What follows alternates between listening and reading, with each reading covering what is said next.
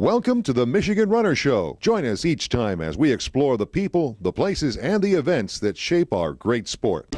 Well, Emily, one of the things that's very interesting about your multifaceted career is the fact that you are also a multi-sport athlete. You played golf in high school.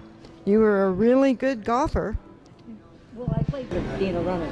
But you took up running. You were inspired by the Boston Marathon. You know, I'm trying to think how I started running. I think it was because golf just got to be too expensive. I was working a lot. Running, I discovered that, I could wear what I wanted. There weren't a lot of dress codes like there is in golf. And the freedom of putting on some shorts and running through the streets of Detroit, I was discovering the joy.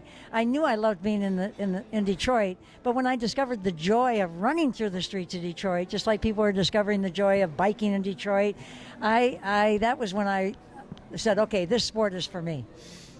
Well, let's fast forward a little bit to the Hawaii Ironman, because we're talking running, we're talking swimming, and we're talking cycling. So you put those three together, plus you play golf also. Tell us about how you got involved in the Ironman. Okay, well, the Ironman was started back in about 1978 by John and Judy Collins and a group of people. It was kind of to see who is the best athlete, runners, bikers, or swimmers. There's a long story behind it, but it's a 1.2 mile swim, a 112 mile bicycle event, and then a marathon, which is 26.2 miles. And what John and Judy Collins and a group of people did was they took three events that were on Oahu, and they put them together to find out which of those athletes were the best athlete. There's kind of a folklore that it was a bet in a bar and stuff, but it wasn't really quite like that. So anyway, the first ones that were on Oahu, we happened to read a story in Sports Illustrated about it. And it was kind of a lighthearted story, and it was being moved over to the big island of Hawaii where they could have more access to the highways and everything. We weren't great athletes, but in keeping with our guerrilla marketing, we thought, wow, if we ever did that, think of the promotion we could do for Detroit and for Emily's across the street and everything else that's going on. Pooh and I, yeah. So we started training for it. It was in the wintertime. We trained in the pool over at the Whitney Hotel, I think it was. And we trained for it, and we did our first Ironman. You didn't have to, we always say we're the reason there's a cutoff time in the Ironman. In those days, there was not a cutoff time. We didn't have to qualify.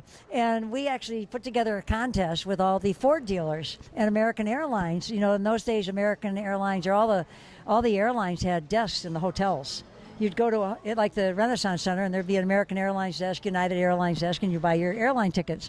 So we put together a contest that if you go into a Ford dealer or an American Airlines desk, and you could enter a contest guessing our finishing time. And the one who guessed the closest finishing time would end up winning an all-expense-paid trip to Hawaii and drive a Ford car while we were there. We put that all together with our sponsors and a lot of creativity. We didn't ship a Ford car over, and then we got a rental car and put our sticker on it. You had to be really imaginative. Anyway, we went to do our first Ironman, and we finished. Lo and behold, we finished in about 17 hours. That's why I always say we're the reason there's a cutoff time, because I think the cutoff time is about 17 hours in those days. But Valerie Silk, who owned the Ironman, she and her husband had been the first sponsors of it. Probably threw in $500, $1,000 for the first Ironman. But when they got divorced, her husband got the Nautilus Fitness Center, which was the sponsor of the first Ironman. Like any small little event that starts, right? And Valerie got the Ironman. She knew nothing about running, nothing about organizing events, and Herb and I mentored her extensively. I mean, like on the phone every day, everything.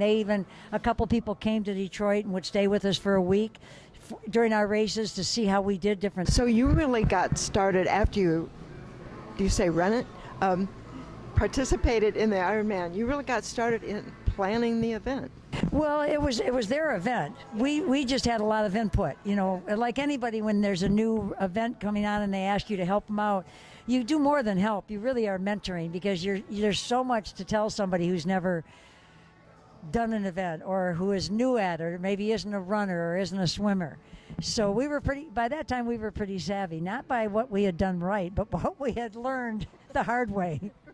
So we were only sharing what we had learned the hard way with Valerie on a daily basis. Herb was always on the phone with her, always sharing ideas. He was making trips over there, meeting with her and helping out. And then they would come for the week during our race and just spend a whole week following us around, how we did things, how we did registration, how did we get the roads closed. We actually wrote an economic impact study for the Ironman to get the highway closed because it wasn't closed in the early days. There was all kinds of traffic on the highway. And one time when there was an accident, we said, Valerie, you've got to get the highway closed. She said, oh, the state will never let us do that. And we said, you know what? We think we know something about how to write an economic impact study and get that to happen. Wow, that's amazing. So fast forward again, you moved to Hawaii. Well, when we lost in about 1985, after Emily's across the street had become very popular, one of the busiest stores in the city, everybody wanted our location. You know, they laughed at us when we took it, but suddenly other people wanted our location. Sears, McDonald's, all kinds of people. And so our landlord took us to court to, find a reason to get us out. We had kind of been the darling. He had been a great landlord up to them. I mean, in hindsight, I can see where they were coming from was, somebody has more money to give you for a location that is now pretty prized location, and we made it a prized location. We thought they were actually going to take the empty building across the street where Merrill Lynch had been. And after a while, I think they just decided, because we were so busy, we sold hot dogs, ice cream, a lot of product, a lot of Detroit items. It was a very busy place. We probably had 1,000 people a day coming through our doors. And they decided they wanted that corner. They didn't want the corner across the street. So eventually, we went to court a couple times. We won the first time. The second time we lost, and we had 30 days to get out. And by that time, we were pretty deep in debt on a lot of things, on the basis of the runs that we had done. You always think you're going to get that tipping point. I didn't know that word then. But, you think you're going to get over the hump and that you're going to start making money, like any small entrepreneur that's doing something. With those huge numbers, you would think so. Well, you would think so, but exponentially what happens, if you have a dozen people, this is how I used to explain it. If you had a dozen people come over to your house and you have them come into the house and you say, park in our driveway, right? And we'll make a few drinks. It works. Doesn't cost you anything. You just have a good time. Now you'd have 50 people come to your house, and now you go, maybe we need to cater this dinner. Oh, maybe we need to have a bartender. Where's everybody going to park? Do we need to have security out there so people know where to park? And then you multiply that times 100. Exponentially, the costs of anything become greater as it becomes bigger. The average person who's always worked for a paycheck for somebody doesn't get that. Let's say you're making your Michigan runner and you get 12 pages. Now you've decided 14 pages. It costs you to add 4 more pages, right?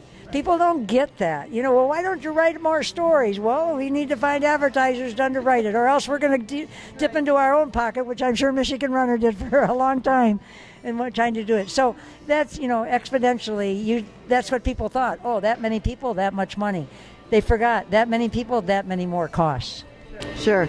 So basically, you lost the store, you lost the house, you stopped the races, and you started over. What did that feel like?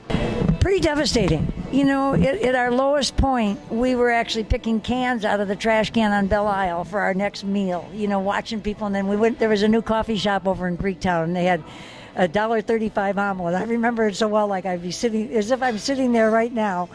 And it was tough, because people thought we were making so much money. And on that same week, there was an expose on Channel 4, tonight we'll see how city booster Emily Gail has found a gold mine in the streets of Detroit.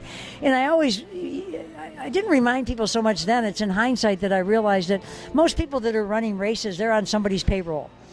If it's a turkey trot or Detroit Free Press Marathon or something, they're getting a paycheck every week. It's not out of their pocket. Right. Everything that we did was out of our pocket. Maybe we had sponsors, but nevertheless, the bottom line was out of our pocket. So, we learned a lot. I would be the first to say that we were always hoping to make money on it. We were always hoping to get over that tipping point where we could say, wow, this is great. We can get a new car or we can whatever, but it was always a struggle. I mean, I've learned a lot since then.